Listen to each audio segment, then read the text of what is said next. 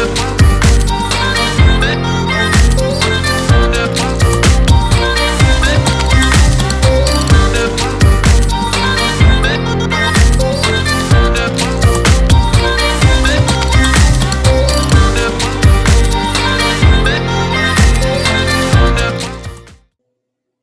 morning, and thank you for joining us on the second episode of the Round Table with Sharifa Hardy. We have some amazing guests today, and I know this is going to be another exciting show. We had a wonderful time yesterday. Like I mentioned, I had no idea what I wanted to talk about when I first dreamed up this show about a month ago. I'm like, I don't know. I know there are current events, there are things that are going to be going on in the world, but never could I have imagined that we would be in quarantine, that we would be locked down in the middle of COVID-19. And so now I know, if nothing else, we have plenty of things to talk about. Our guest yesterday provided tips, guidance, advice, positive messages to help us all get through this. So we are going to have that type of discussion today. But before I get into the round table talk, I'm going to introduce you to today's guest, and please support our guests. If you resonate with anyone, go to their websites, read their bios, communicate with them, because these ladies, and it's all ladies today for some reason, came together to be of service to you. And they're all in service in their own different way. I'd like to introduce you to Sophia Reed.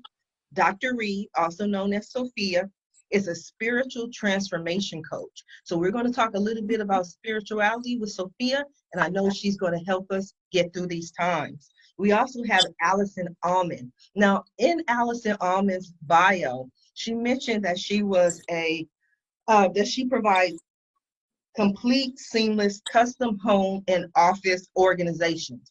Now, Allison does that. But one of the reasons I really wanted Allison on the show, she's a great friend of mine, and she does so much more than just simply organizing someone's house. She's someone you can go to for advice. She always have a clear view on the world. Anytime I'm in the middle of one of my Facebook events, I can count on a call from Allison to discuss whatever it was I was venting. So I'm sure you'll love Allison. We have Deidre Swain.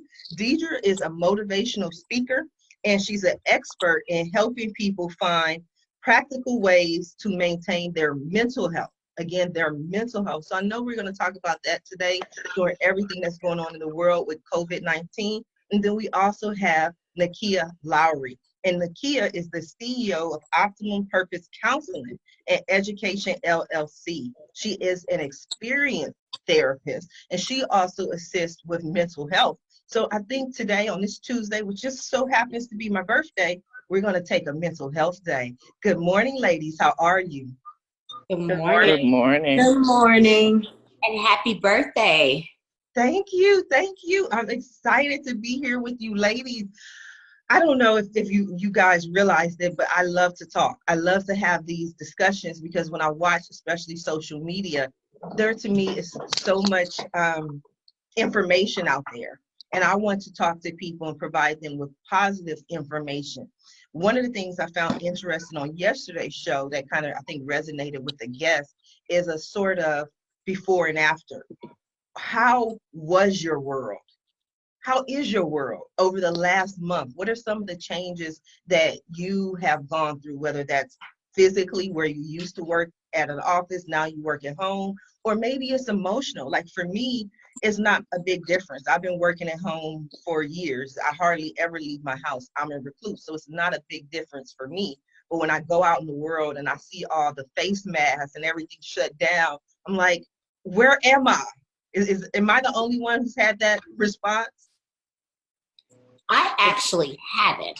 And that is because I grew up in Germany during a time when the first Desert Storm kicked off. And there was a lot of this at the military bases that we were under constant attack or like warnings. So they walked around that anyway. So it's oddly kind of normalized for me because I've had this experience before.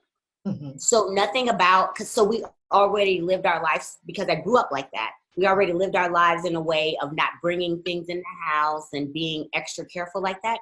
Nothing really changed in my everyday life. Wow. A lot has changed in my everyday life. I went from being outside every day, working 12-hour days, to now I have maybe 2 clients a week or 2 outside days a week, and everything has changed. I've been home every day, and lots of times I don't even know what day of the week it is unless I ask Google. I think for me, my life is actually changed in a positive way, just because I transitioned into full-time entrepreneurship like right before this in February, and before I was working my full-time job and then the entrepreneur stuff. And so like when this transition kind of happened, I was like already working from home anyway.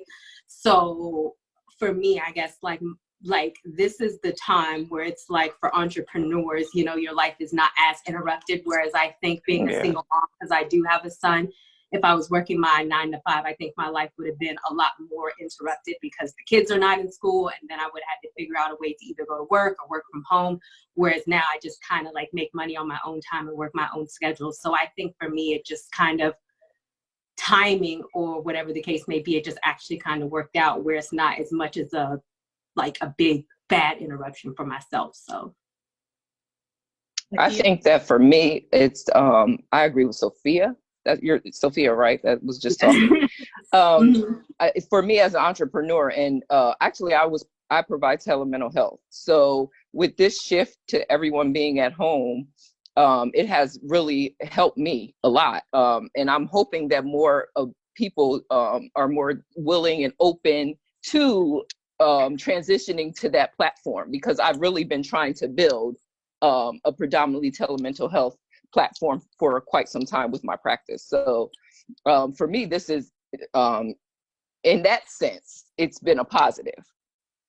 But and also for me, just in general, my personality, I'm more of an introverted person anyway. So staying at home is not as big of an adjustment as it may be for some others. So for me, yeah, I mean, my mental health, as far as business, as far as just me enjoying, and I have a teenager. I would say that's probably the only part that's been a struggle, because she's like on me every couple of minutes because she doesn't know what to do with herself, because she's definitely opposite from me in that sense. So. Nickia, just wanted to follow up on one of the things that you said. One of the things that we discussed yesterday is, in the midst of this, we see our verbiage change. We had a guest by the name of Chad McDonald, and Chad is very interesting. He's actually returning tomorrow, so he's coming back on tomorrow's show. But he was talking about some of the changes in his life, and he kept saying, I had to make a supply run. I had to make a supply run. And I'm like, okay, what is a supply run? Didn't we used to call that going to the grocery store? Yeah. that's like a new term. So you mentioned it a couple of times, Nickia, telemental, like you do a telemental health treatment. Were you using that type of verbiage before all of this, or this is like a term that you came up with during this crisis? No, like I said, prior to this, I was already providing telemental health. So for me, a lot of this is just me enhancing my platform and you know, my reach. It's not so much of a catch up for me. There's a lot of providers that are just now being exposed to telemental health and trying to kind of restructure their practice so that it's a benefit for them, and so that they're not collapsing in this time where they were relying on, you know, those 12-hour days being in an office and seeing, you know, clients back to back. Now, you know, this transition for me has been ongoing. This is telemental health is not new. I mean, I want to say in the last 5 years, maybe it's been kind of growing as a less of a trend and more of a practice. And so, I mean, there's quite a few online platforms, to my knowledge, that offer like more of a commercial level of service, more so than your private practitioners. But now private practitioners are, you know, getting more involved on that telemental health platform. So it's not something that just evolved from this crisis. No. Okay. Miss Nickia, were you able Yes. to already arrange it with insurance companies? So if people, especially if those who are about to run out of their insurance, are you able to manage clients? So the insurance companies have not completely caught up yet. Um, there are some insurance companies that already offered telemental health services. So those were the platforms that I utilized, or cash pay, of course. A lot of the EAPs would allow for the telemental health, in my experience, or at least the panels that I'm on. And some of your more major, like Blue Cross Blue Shield, allows for telemental health. Cigna allows for telemental health.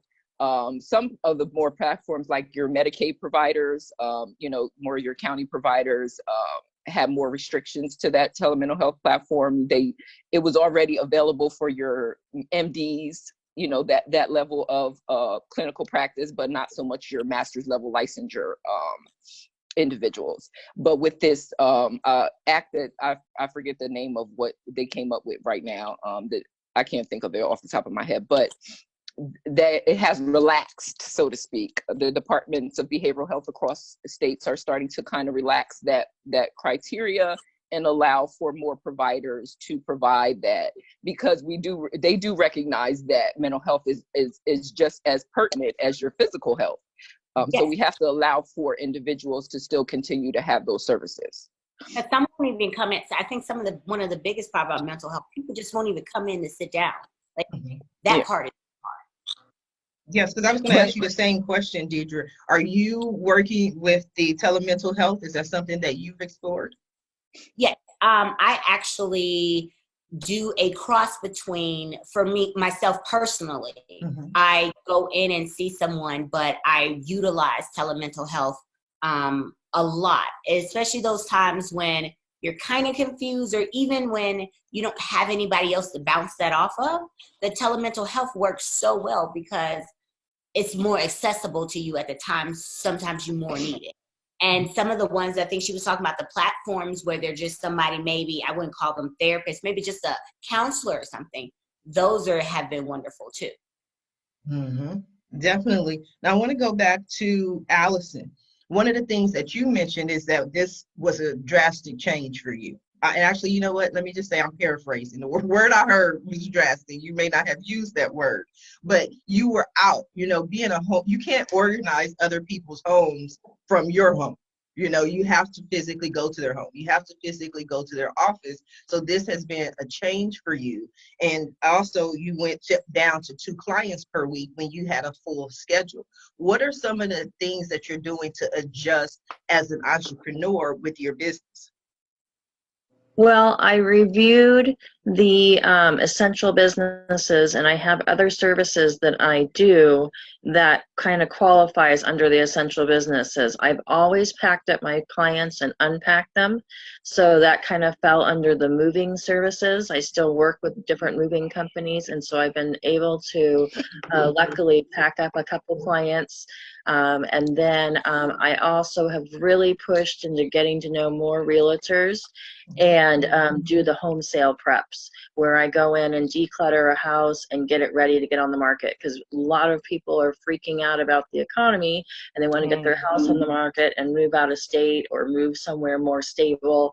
And so the rise to have realtors get the house preps, they're just swamped. So I've really delved into that, and so now that's actually working to my benefit. There's a couple of people that have already moved out of state and kind of abandoned their house, and they just left their house in a disarray. So me and a realtor went in, she walked around, just told me what she wanted me to do, and in 8 hours I completely decluttered and pre-staged the house. It actually went on the market a couple days ago, and I was able to do that. And then her and I have actually partnered up, and she wants to have me declutter all of her houses, and she's actually offering 2 hours of complimentary organizing to all the houses, that she's going to pay the first 2 hours, and then the client is going to pay the remaining amount and whatnot. So I've been trying to create other partnerships with other realtors, and other moving companies. I connected with a garage company yesterday that they do epoxy floors and custom shelves and safe racks and everything. And a lot of times people want that done to their garage, but their garage needs to be cleaned out and organized before that work can be done. So the garage company just says, call us when you're ready. And now they're going to say, call Allison, she'll get you going, she'll get you started. I've also added some virtual organizing options where I can virtually motivate through Zoom or FaceTime. No one has taken me up on it yet, but it's out there and available. I also saw that a lot of people on Facebook have been making jokes about now's the time to garden, but honestly, a lot of people don't know what to plant and where and when, and I'm actually like a natural gardener. I've been gardening for years, and so I thought, well, I could go out, they can do a video of their yard, and then I can create a plan, and then I can go buy the plants and install it all in their backyard without having to interact with them, and then they can go out and water as needed out, to get their fresh air, and I can, then I can tell them how to look for pests and take pictures and guide them. So I've done quite a bit of creative thinking on how I can keep working and keep having the income come in. It actually came up yesterday. Another gal wanted me to support her in her business, and I'm like, I can do the best I can by sharing what's your social media like. And she's like, well, I'm older and I don't understand it, and I don't like doing it every day. So we talked about social media. I restarted the social media branding that I've done for clients, or I thought, okay, then I'll reactivate this service. So I've just really just every day been creative, trying to figure out how to get going again. So. Wow, I love that. I just love your energy. And one of the reasons why I love what you're doing now is not to focus too much on where you were, but about a year ago, you were in this space of, Sharifa, I don't know exactly how to make this work. And so we sat down, we had a session, we worked on the website, we did a couple of things, and then almost, I think it was 30 to 60 days later, like your business just took off and you were just exploding. And it seems to me like now you're just so calm, like, oh, I came up with new ideas, I just made it happen. And it doesn't even seem as if you were in the same space now in the midst of a tragedy that you were about a year ago. What would you, because again, I think because we have so many motivational speakers, therapists, and mental health people on the phone, what was this change like for you mentally? Well, I go through different periods of time where I don't know what I want to be when I grow up. I think a lot of it is, I think we get like distracted by just the people, like we try something and it doesn't work. So I think a lot of us are just quick to like be like, okay, that's it, didn't work, I'm never gonna do it again. And I know 2 years ago, I was very sad. My business wasn't going anywhere, and I had to, in my brain, give up and go get a regular office job, and I worked there and everything. And so I kind of lost my identity because in a way I felt like that I had felt that I failed. And as a result, I had to get an office job, and I was so unhappy working on that office job. It just changed me so much that when that ended, I didn't know where to pick up the pieces. I let all my clients go so I can go work for that office. And then when I left that office, I didn't have any clients to fall back on. So it was a real time to kind of dig down and see, like, what do I really want to do? What makes me happy? What don't I want to do? And so that's where I just had to do a lot of just, revamping the website, talk to people. I did a lot of talking to clients and other networking people. Probably the thing that bugged me the most is I'd hand someone a card at a networking meeting and they'd go, oh man, I wish I had known you 3 weeks ago. And I'm like, okay, where were you 2 months ago? What networking group do you go to? What social circle are you in? What were you doing 2 months ago before you needed to move? Where did you search for movers? Where did you search for a packing company? What was your outlet? And then after doing that almost of last year, in December, I joined all the places that everyone said they were. Everyone said they were part of the Sunset Chamber. They said they looked for their person on Home Advisor. They looked for their person on Yelp. Everything that they told me that where they were before they moved, and because they met me 3 weeks too late or 2 weeks too late, then I went and joined all that January 1st or December 25th, somewhere in that range. I just joined everything. I signed up for everything. I joined everything. I paid for advertising on Facebook. I just did everything that everyone said they did, and my January, February was just explosive. I hadn't seen as much growth as I had in those 2 months. So then when this happened, I had to kind of like reevaluate, like, what are people posting about? What are people anxious about? People are home now, they're organizing, they don't know how to organize, but they're looking for tips, they're looking for videos, they're looking for lives, they're looking for that. So then I went through like a dormant period for 2 weeks, just trying to figure out how can I make this work to my advantage so I can keep income coming in, because I lost the Boys and Girls Club. That's where my kid went to daycare all day after school. I lost all my child care friends. Normally if I can't take my kid to the Boys and Girls Club, she goes to another kid's house after school, and I lost that advantage. So now I have to work on the days that she's not with me, and then the days she is with me, try to do what I can remotely or virtually, so that I don't have any relief. I won't qualify for any of the loans or the state aid or any of that kind of stuff. So it's just a very big burden to carry.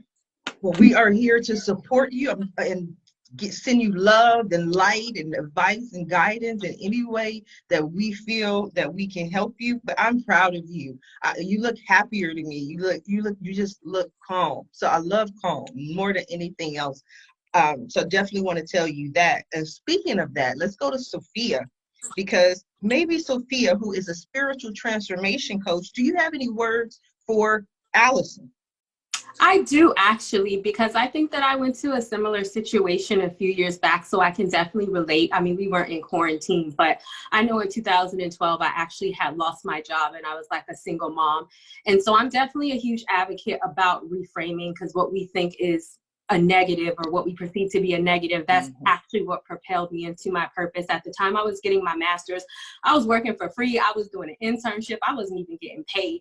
And I had a child to take care of. I did not qualify. Like when I went to social services, they were like, no, you are too productive to get any help. It was just really a tough time in my life. That is when I started entrepreneurship. And then, like she said, I kind of failed because I was stumbling and bumbling and I didn't know what I was doing. But the crazy thing is, even in the failures, I found successes. And then even though I re-entered back into the workforce because I had to find a job, I didn't give up. And then ultimately, where I am today, it's like, when stuff like this happens, I do have an opportunity to have income. I do have an opportunity to have passive income. So I always feel like, what we have in the mental health fields, we have something called reframing. Where can we see the positive out of the negative? Because I feel like there's always successes in our failures or in the downtimes if we look for it. And so I know for me, during that time, I literally thought I was gonna be broken. I was broke as a freaking joke, y'all. I am telling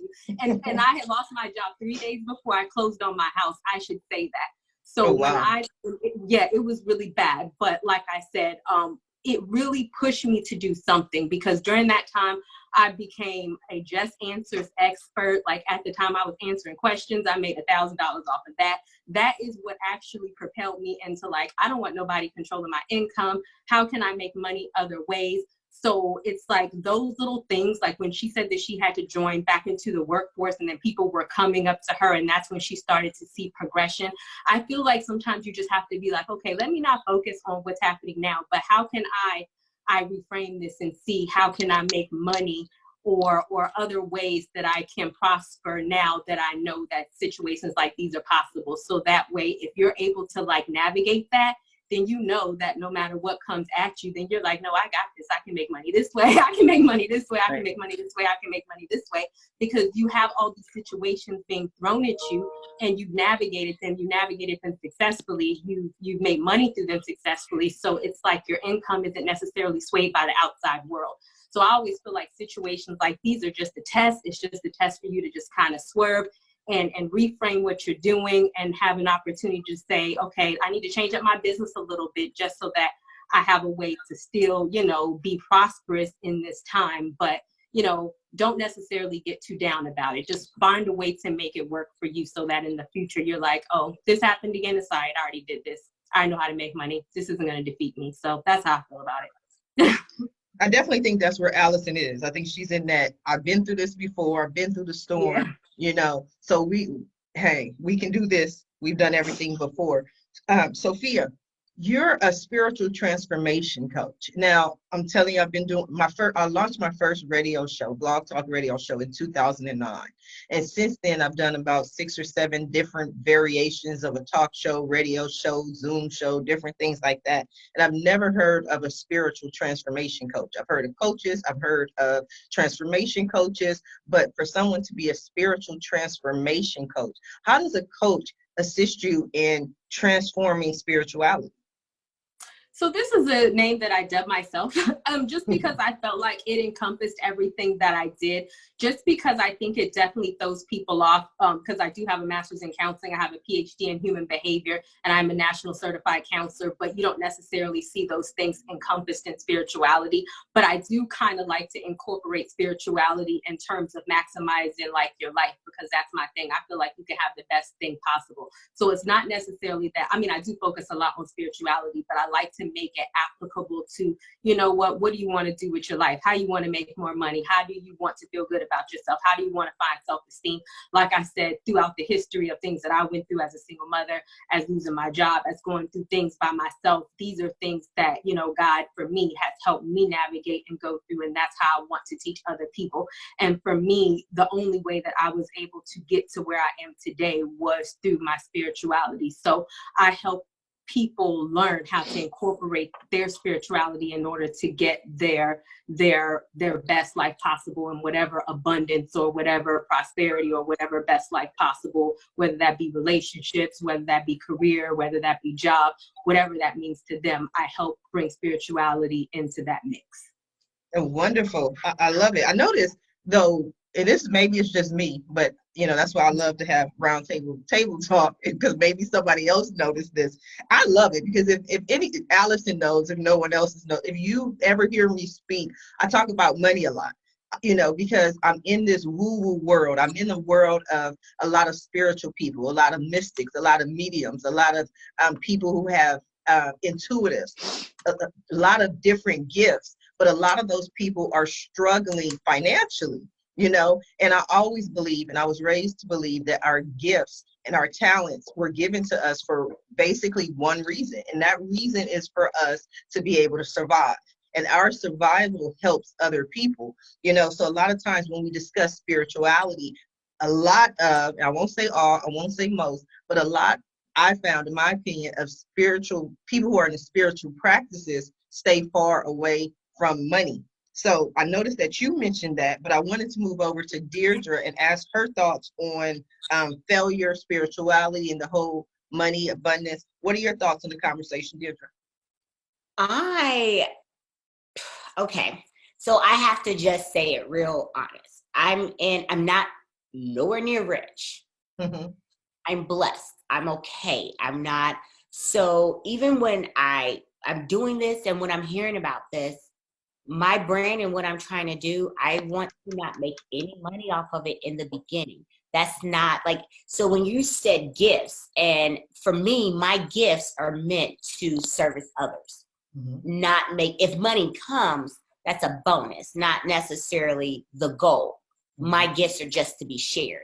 And that was a problem, a reason why it took so long for me to come into this world is because my mindset is not of making money. I'm fine with what I have and what I'm getting. Now, if it goes more, I'm excited. But the main thing for me is being able to share.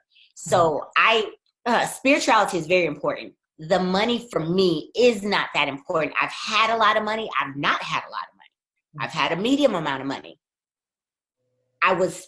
Had issues having a lot. I have issues having a little. I've had issues having a little bit. I've been happy having a lot.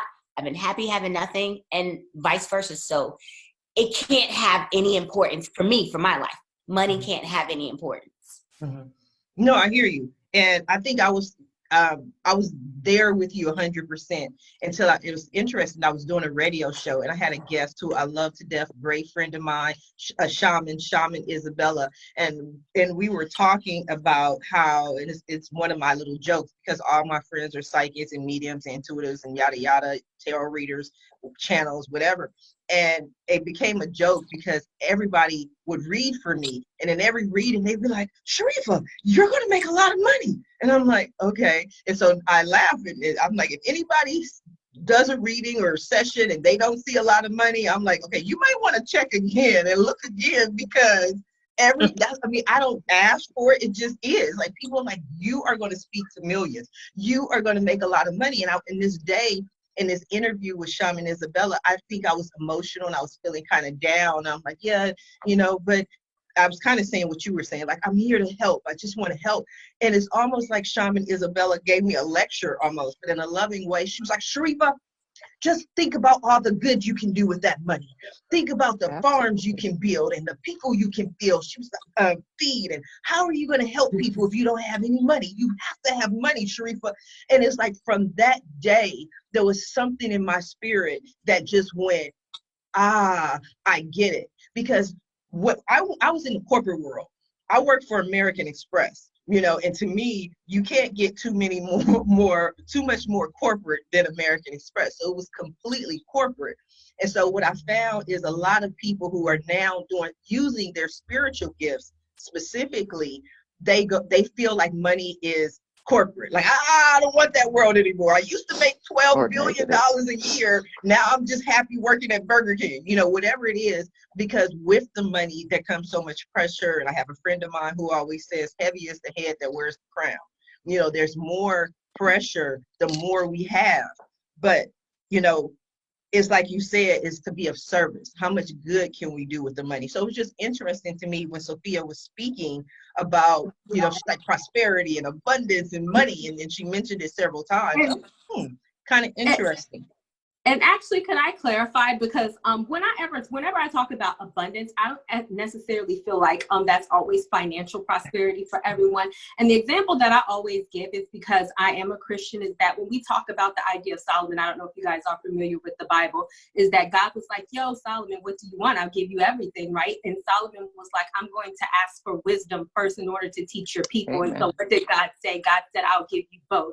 I'll give you prosperity because you did not ask for it. You asked for wisdom in order to help other people. So therefore, I'll give you prosperity. So I did want to clarify that I'm not always talking about money. I definitely agree with Deidre that when you're doing things out of the service of other people and you're helping, that prosperity will naturally come. And anybody who follows my channel or my blog, I always talk about that. And I always even price all of my products very affordable so that everybody can afford them, because I don't believe in like overcharging people. But I do believe that when it comes to spirituality, especially in the Christianity, I'm very different in the sense that I don't believe that, it's within God's will for us all to be struggling. Yes, you have to be content in all things. It specifically says content in need, content whether we are poor or rich. So we don't chase the prosperity, but when we have contentment, I do believe that is when God will add on to us. So that's what I think is the difference between the spirituality that I teach versus like just teaching like the abundance teaching. It's more of like having a fulfilling life overall. So when I say abundance, like when I said like relationships, when I talk about like career and all that stuff, I'm just talking about having an enriching life, whatever that means to each specific person. And I feel like that can be different depending on, who you're talking to. A lot of people don't need a lot of money. Some people want more money. But I believe like if you chase purpose, then that's when all things will be added onto you. So I just wanted to clarify. Like I wasn't just talking about money. No, I understand, but that's okay. I just wanted to say real quick, Deidre, and I definitely want to go back to Nickia, but I wanted to mention two things that Sophia mentioned. First of all, I appreciate the clarification. I enjoyed the conversation, but I wanted to say, personally speaking for myself, that clarification to me, I felt in what you were saying initially. Like it came across that you are not money hungry, that you're not focused on just the money. That came across initially, but I was like, wow, yes. So I was glad that you mentioned it. From a business consultant point of view, I want to go back to something that, again, as a consultant, that I would say, let's look at this a different way, is when you mention all of your prices are affordable and you don't want to overcharge people.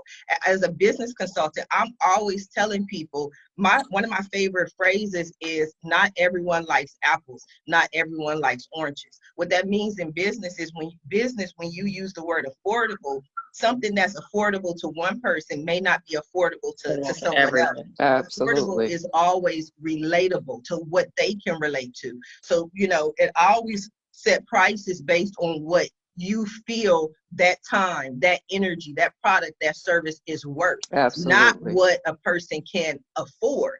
Because a person who, and I started off as a supervisor at Cheap Tickets.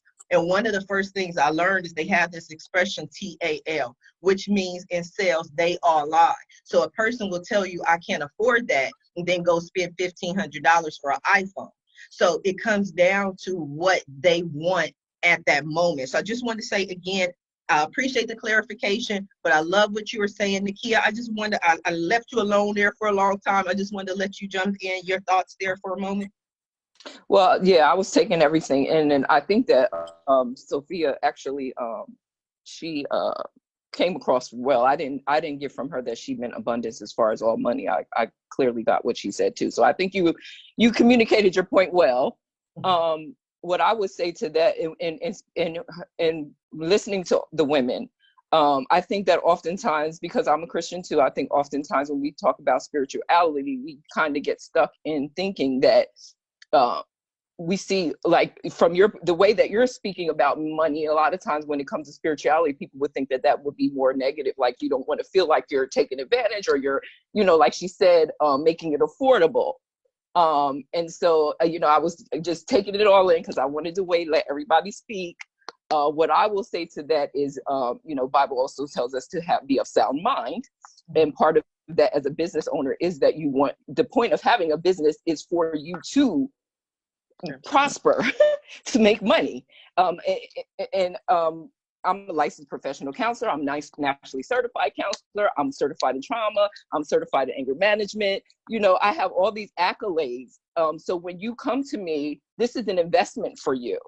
And there's a price that comes with that, because I am a business. And as much as I'm going to pour into you, and I'm going to give you, I hope to give you what you need, I'm going to come, walk alongside you, and we're going to work through this thing together.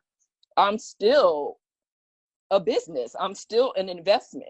And there is a price that comes along with that. And it's going to be what you're going to pay my worth, so to speak. Well, yeah, I definitely think I agree with that for any business owner. I think what I was referring to, and I think we've all came across people who maybe charge like a extravagant amount for something. And so I don't mean to like offend you, but I understand myself. I understand that everybody has to live. But I think like what I was referring to, because I was going just back to Deidre's point when we were just talking about like making money in exchange for services. Like, I believe as long as it's fair, definitely I believe that professionals should get paid. But I think more of what I was referring to, especially being in the realm of entrepreneur, and I think that so many people have probably seen like maybe people might super overcharge for services and that type of thing. So what I was saying is that I just believe in being fair in my dealings as an entrepreneur. And so like you guys were saying, affordability may be subjective depending on who you're talking to. So I just believe that according to your own conscience, if you feel like you're doing right by people and not getting over on people, then that's your thing. But people also know that if they're overkilling and you're intentionally trying to get over on people, then I also feel like that's a conscious fact you have to deal with. And I feel personally that is a type of mentality that will hold you back if you're intentionally trying to be malicious or trying to overcharge people on purpose or get over on people just because within yourself you're trying to be malicious. That is what I was referring to. Sophia, I didn't feel offended. I did at all. So I just you didn't offend me, and I totally agree with what you just said, actually. So yeah, I think just the talk about money is so personal. Everybody has personal things to it. Because like I said, for me, even you guys are not the first person to have that reaction when I say, hey, I've had a lot, a little, and medium. And I don't, you know, I know that it's not that important. What I do for people has nothing to do with money. The way I was always taught is, if you never think about it, you'll always have it. And that's why I don't think about it, because it's always there. So my thoughts on it are completely different. And because that is such a personal thing, money, the way people make money, how much they need, it's just very personal. And even in businesses, as much as we think that businesses should charge, it's still a personal thing. Mhm. I definitely want to agree with Deidre. I agree with everyone. I want to go back to you, Sophia, because I want to make it clear. I hope, you know, the conversation didn't put you, like, feel personal to you. That's the thing that I want to make sure of. No, I just, because, you know, I have a lot of mental health friends. I have a lot of people who have their own practice. And so I don't ever want anyone to feel like I'm not saying you should charge for your services, because I know that people need to live. I have stuff I have to pay for. So I don't believe in just being so frugal that, you know, I'm charging so cheap that I can't live for my life.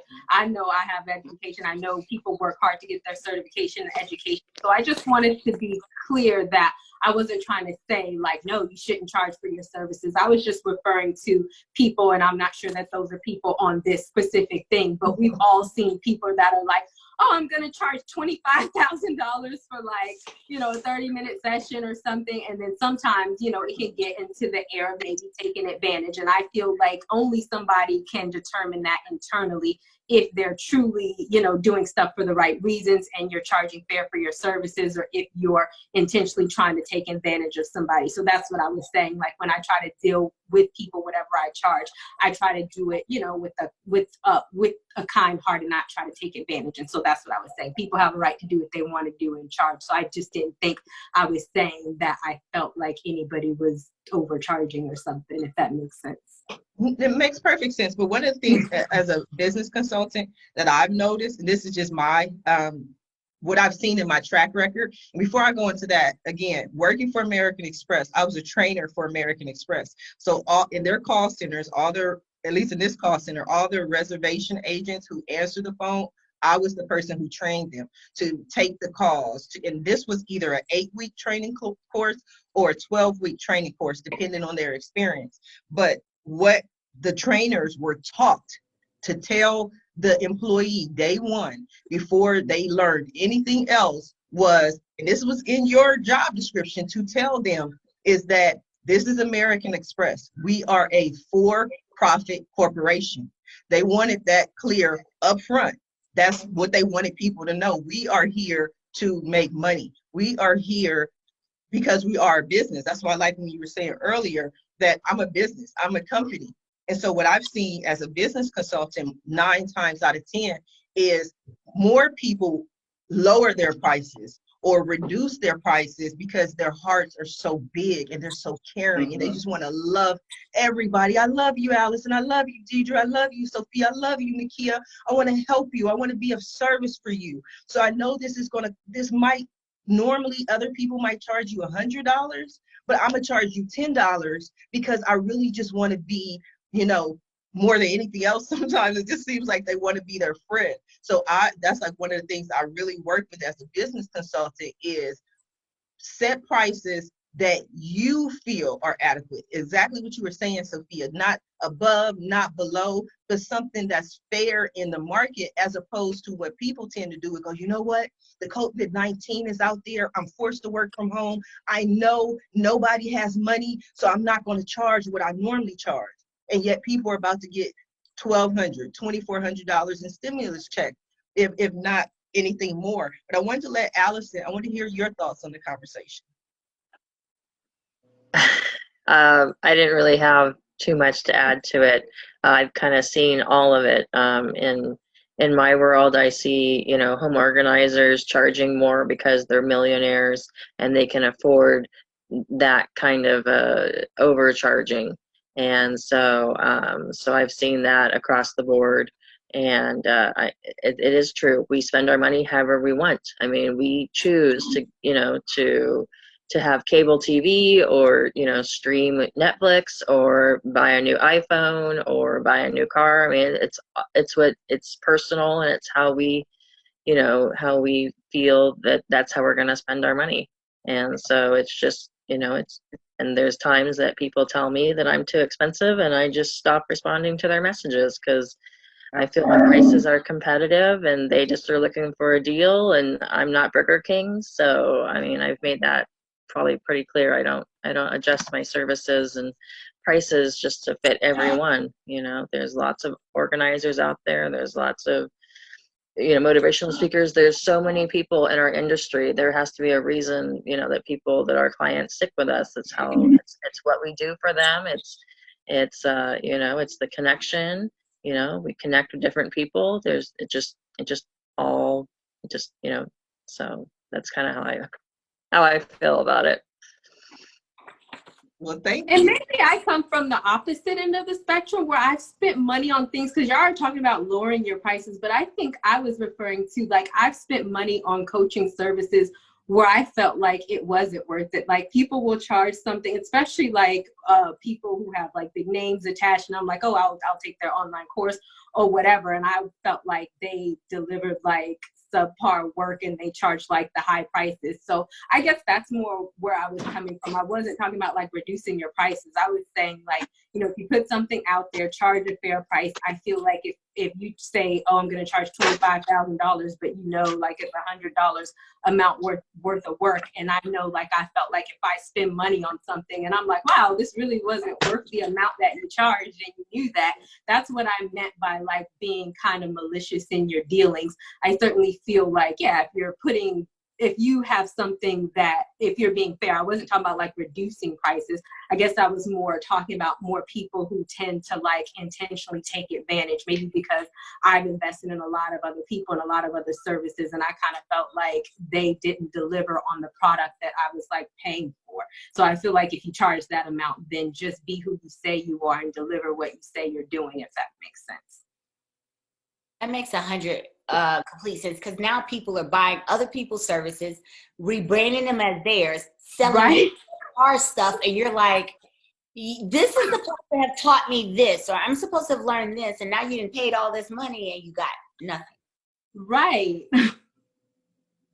I definitely agree. I think it's both sides, and that's again why I wanted to have the conversation, because we can look at people who charge exorbitant amount of money. We can look at people who may not charge as much, and we have people who are in the middle. One of the things that Allison mentioned is the millionaires. But when you are in a group of millionaires, or everyone in your neighborhood is a millionaire, guess what? You're going to pay millionaire rates, because that's the community that you live in. I remember once, and this was some years ago, I was looking on social media, and I don't even know what it was called, but there was some huge water park, and it was like a huge man-made lake in Saudi Arabia, in Dubai, and it was beautiful. And I was like, oh my God, because I used to work in travel for American Express, and I love to travel. I was like, I have to go. I want to go see this lake and this everything. People were like, do you know what those people could have done with that money? They could have taken that money and given it to their community. And I'm like, but wait, that's their community. That's the way their community is. And so sometimes I think we spend other people's money and we look at, okay, well, you know what?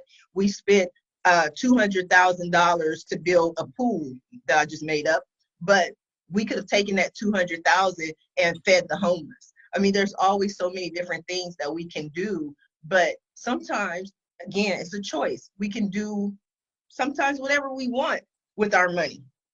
So that just became interesting to me, and I just wanted to take that down the little rabbit hole. But I want to go back for some reason to the mental health and how we're feeling, how we're doing. So we're coming down to probably the last few minutes of the show. So I would love for each of you to offer some type of mental health advice or guidance, or just your thoughts. It doesn't even have to be mental health, on how other people can stay positive in this current time we're living in. And so I'm going to start with Nickia. Well, I would say, first of all, let's clarify social distancing versus isolation. Mm-hmm.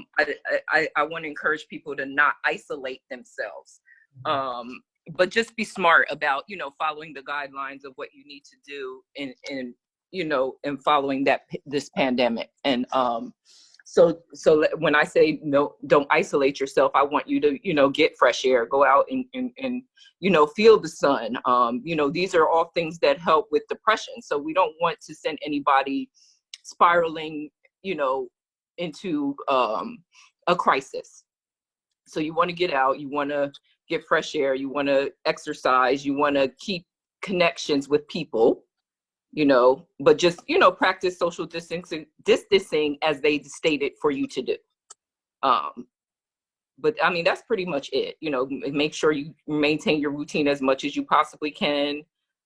Reach out to others when you're starting to feel like, you know, not motivated, you know, any symptoms of depression or anxiety that are disrupting you to a point where you're feeling like you're not functioning at your optimal. Reach out to others, seek out that professional, because talking to friends doesn't take the place of dealing with a professional.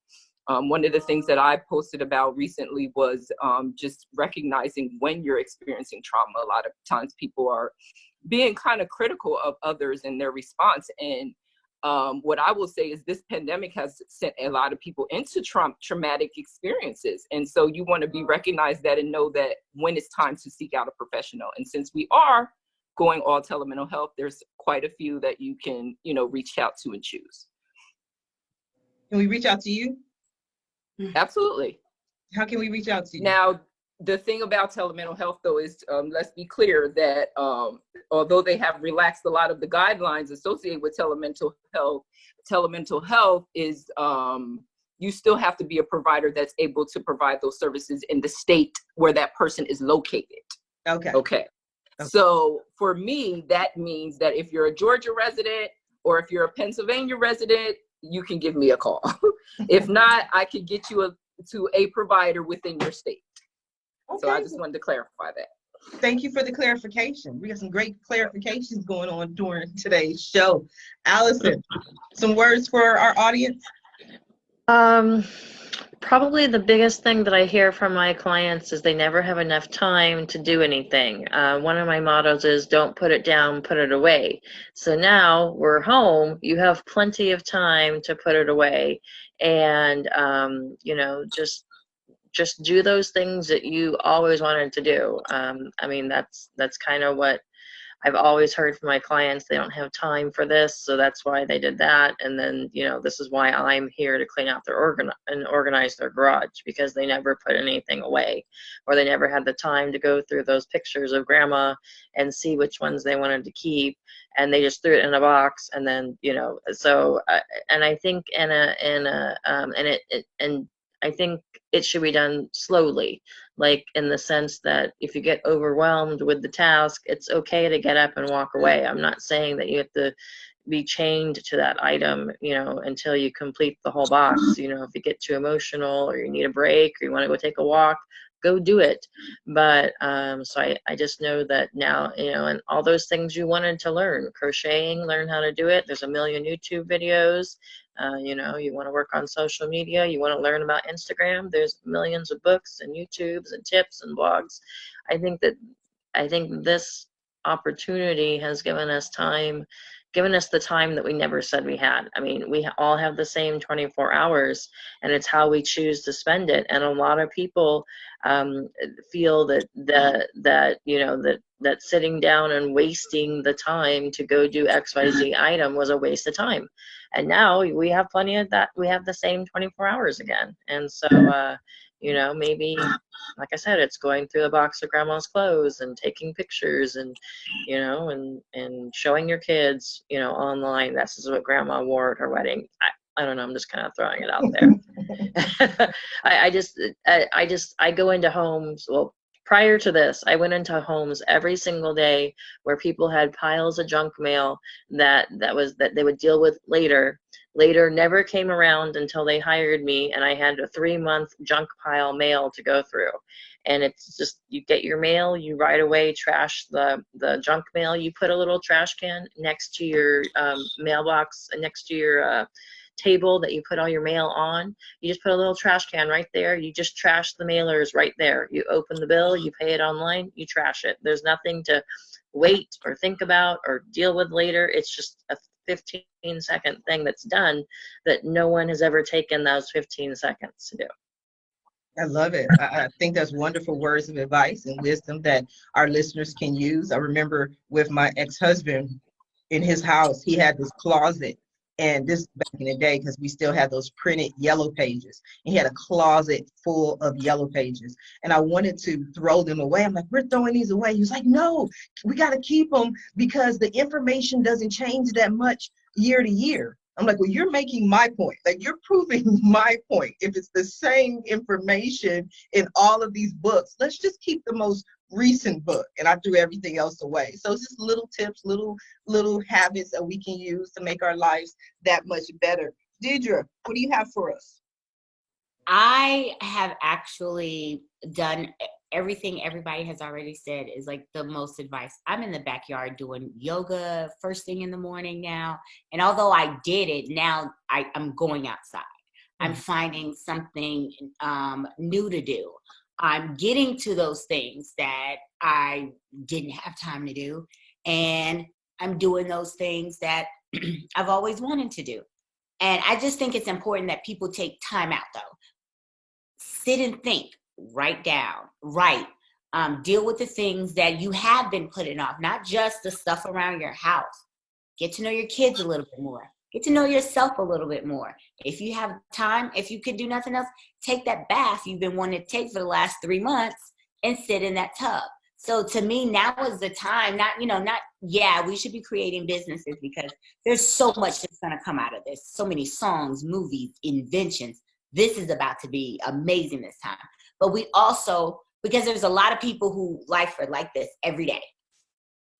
It's picking up the kids, taking them to daycare, cooking dinner, husband, being a wife. There was never no slowing down. Now is the time. Get yourself back together to get ready to go back into the world. I love it. So basically a little incubation period where all these ideas and creativity is just brewing. Just grow, yeah. I love it. I love it. I love it. And that's definitely a positive way to look at it. Sophia, what do you have for us? I was actually going to say the same thing as Deidre. I think now is the time to kind of just think to yourself, because we're always so busy. We're always so hustling and bustling. And I think a lot of the times we don't have the opportunity to spend as much time with our kids, with our family, or even to think within what we want to do. And now is the perfect opportunity that if you ever wanted to explore a business, an idea, you don't have nothing but time. And so maybe you can take that time to figure out what that is. And I also believe Allison was talking about, if you wanted to Instagram or whatever, like maybe you can try to explore some new hobbies that you didn't even know that you were good at. And so maybe a lot of people can just take time to really think about what new avenue do I want to explore that might make me better when all this ends. Oh, I love it. Look at all the wonderful advice, guidance, tips, information we have received from the ladies here today on the show. I just want to thank all of you for joining me on today's episode of The Round Table. Thank you for having me. Thank you for having me. Thank you. You are so welcome. And I want to thank everyone who's watching the show. Please share the show. But, one of the most important things to me, and this is the giver in me, is that if you're watching this show, please don't just watch this show. Please share the show and also take a look at the information and the websites of the guests on today's show, because these ladies are giving their time. They're giving their energy. They didn't have to be there. Even though they're quarantined, they didn't have to be here, but they came here to help you and to help all of us. So please support the show. Please support our guests. If you would love to be a guest on the round table, please visit the website at AskSharifa.com. We'll be back tomorrow morning at 8 a.m. Pacific time for some more guests. Until then, everyone have a blessed day. Bye now. Bye.